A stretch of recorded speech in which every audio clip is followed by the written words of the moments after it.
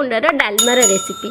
तो चलतु एक न्यू स्टाइल रे आज डालमा प्रस्तुत करने अभी मजा आएगा ना भिड़ो को भल भाव धोईकी किसी टाइम बतरवा छाड़ दूसरी एठी अदा रसुण आउ कि सुखा लंका को नहीं भल भाव से ग्राइंड करने जमती कि देखिपे मोर ग्राइंड ये प्रस्तुत हो जाइए। एबे चलतु आग को माने माछ डालमा बनैबा कार्यक्रम को आरंभ करदेबू। से मु माछ को भल भाव धोई नहीं आउ ता देहरे हलदी गुंड लुण पकई दे ताकू भल भाव गोलैकी किस टाइम पे रखिदेवी। पूर्वर परिवा सब काटिकी धोईकी रख तो माछ भाजी सारापर से तेल रे मु माछ मुंड को भाजी नौची। अल्प टिके टाइम मु माछ मुंड को भाजी अधिक भाजा को पड़ोनी कहीं अल्प टाइम रे माछ मुंड भाजी हो जाए। बस माछ मुंड मोर भजा सरला। एबे प्रथम मु कढ़ई रे तेल गरम करी दुईटी तेजपत्र पकई नौची आउ से अलैच और मीठा काठ को छेंची तार गुंड मध्य पकई नौची जहाँद्वारा भल बास्ना आसता है। तापर मु पकईदेवी दुईटी सुखा लंका आउ हाफ चामच जीरा ये सब को टिके एपट सेपट कर नाड़ी देवी जमीती कि जीराटा हल्का टिके भाजी हो। पूर्वर काटी रखि पियाज को मुझे पकई नौची आउ भल भाव एपट सेपट कर नाड़ी देवी। पियाज देहरे टिके लुण पकईदेवी कहीं पियाजटी शीघ्र सीझी हो भल भाव भाजी हो। तो से मु गोटे चामच छोट चामचटे लुण पकई नौची पियाज देहरे। तो देखिपे मुझे नहीं छोट चामचटे पियाज लुण जो पियाज भाजापी पियाज के एपट सेपट कर गोल्डन ब्राउन हवा पर्यंत भाजी देवी।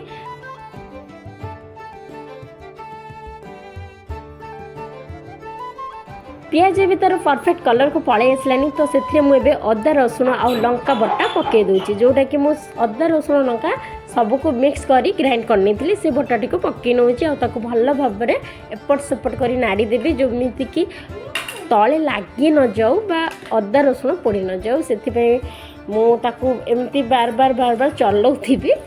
तो जिते पर्यंत अदा रसुण देहरु तेलटी भल भाव से बाहरी न आसुची माने अदा रसुण हो गले ता देहरु तेलटी छाड़ीदेव। तो से पर्यंत ताको एपट सेपट कर नाड़ी देवी। आपण मैंने देखिपे बहुत सुंदर और बहुत बढ़िया भाव एठी तेल छाड़ी आसलानी भाजी हो गलानी मसला।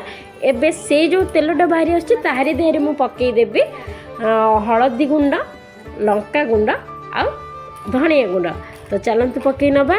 प्रथम तो मु हलदी गुंड पकई नौची नेक्स्ट लंका गुंड तापर पकईदेवी धनिया गुंड। तो ये सब को टिके तेल रे भाजी हो गले तरकारी कलरटा बहुत भल आसे आ स्वाद मत लगता है। मुझे भाव में सब रेसिपी आपण मैंने मार्क करेंगे कि मुझे तेल रे ही सुखा मसला को पकईकी तक एपट सेपट हल्का टिके नाड़ी सारा पर ही पानी पकई दिए। तो चलतु एबे एथिरे पानी पकईदबा। तो से मो ग्राइंड जो मसला लगी नाला कि मुझे अल्प टिके पानी नहीं ताको ढाली दी भल भाव गोल नौची आउ गोटे टमाटो बड़ साइज रा ताको काटिनी पकई दे भल भाव ताको नाड़ी किसी टाइम फुटाई छाड़देवी जहाँद्वारा कि टमाटोटी भल भाव सीझी हो मसलाटी भल भाव कषी हो।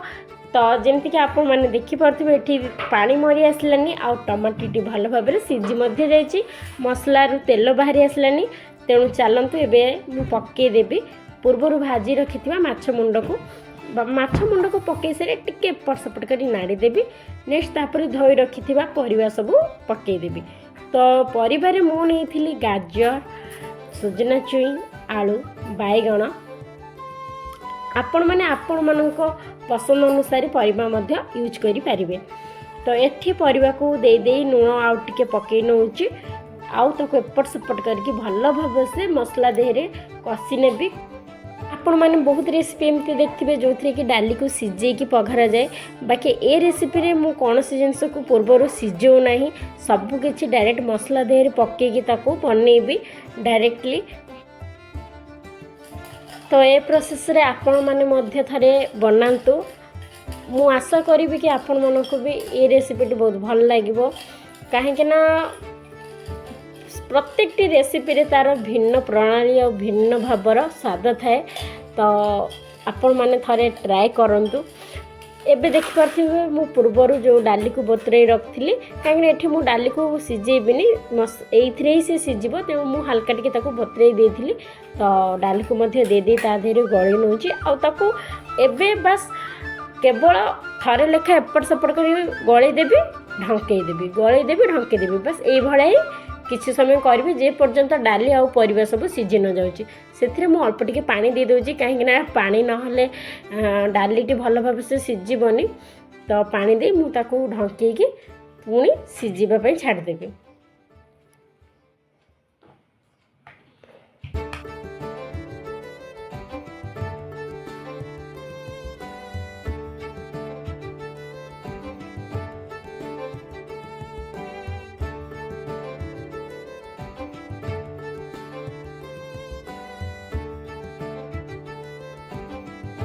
तो जमती कि देखिपे ये मोर डालमा अलमोस्ट हो आसलानी डाली परिबा सबकि भल भाव से सीझी जाइए अधिक ताको सीझेबानी ना डालमार टेस्ट भल लगे परिबा ये भाव में टी गोटा गोटा रही जो डालीटा पूरा फिटबनी हल्का टी गोटा रेबे जाए भल लगे।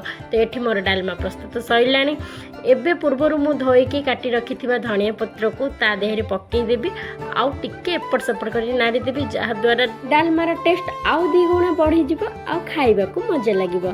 तो देखिपे ये मोर डालमा प्रस्तुत हो सारी यहीपरी भाव में अधिक सीझेबेनी ना भल लगे खायापी।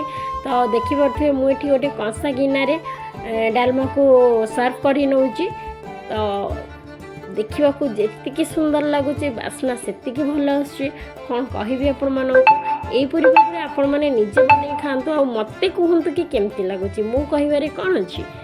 तो मु आशा करी आपण मैंने मो रेसिपी को निहाती ट्राए करेंगे और मत कमेंट जनइबे। तो ये देखिपे मु लंच प्रिपेयर कर नहीं आसी माछ फ्राए माछ मुंड डालमा आउ कलरा भजा आज दिन में मोर लंच रे यही आइटम सब रही। आशा करुच्ची आजिर आइटम जोटा अच्छी जोटा मेन आइटम सेटा आपण मानक भल लगे माछ मुंडार डालमा।